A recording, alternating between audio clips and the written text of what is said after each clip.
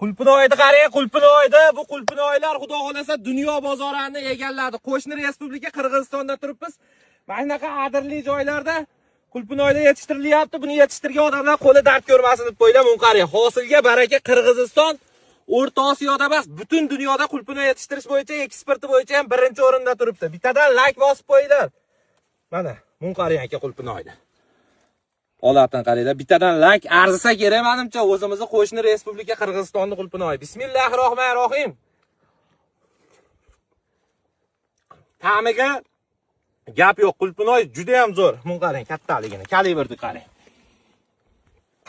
Endi mana ko'rsatingda hosildorlikni. Yangi sort qulpinoylar.